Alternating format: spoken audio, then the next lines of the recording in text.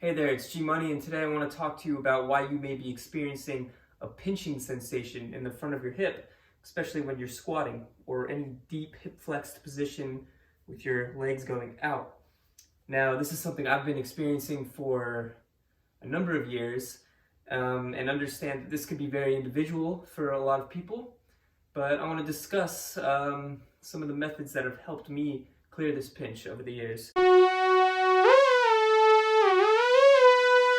First concept I want to talk about in relationship to the pinch in the hip is creating space in the opposite part of the joint and then strengthening the area that's feeling pinched.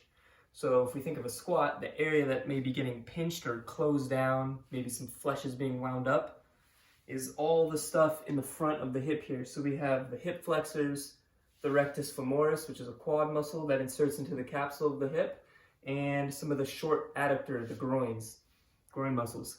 And then opposite to that, we have all the deep hip rotators in the back, near the glutes there.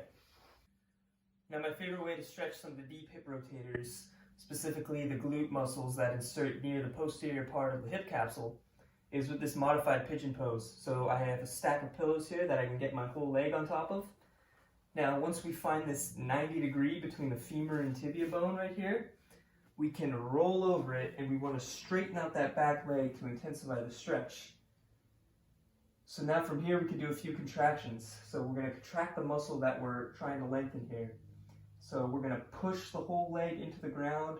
Push, push, push, push, push. Breathe and relax. Sink deeper.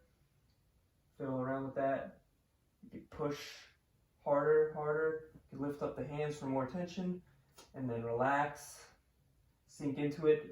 Play around with any tight tension lines.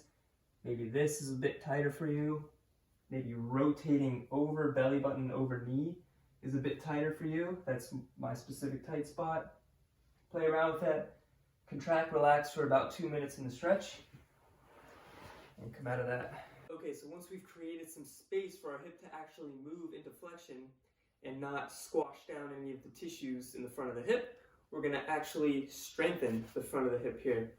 The muscles that are responsible for us pulling ourselves deeper into that hip flexion abduction position. So we're going to set up in a position very specific to that squat.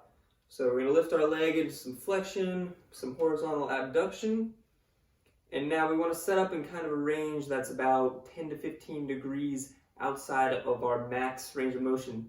This is because when we try to do strengthening work in our max range of motion, our muscles aren't very set to fire there, so we want to do our work a bit below that. So once we find that position, we're going to do some end range lift-offs here. So we're going to take a big deep breath and lift off. Try not to rotate at the torso to get the leg off, and we're going to hold for 10 seconds here. So what we're doing is closing the shortening side of the joint. We're going to go 3 sets of 10 seconds. Now we're looking to kind of cramp out these front hip flexors and hip abducting muscles. Last one. We're trying to keep this leg straight, not bending it to get it up, rounding at the back to get it up. All right, hip feels smoked. Okay, yeah, so this right hip feels way more open now than my left.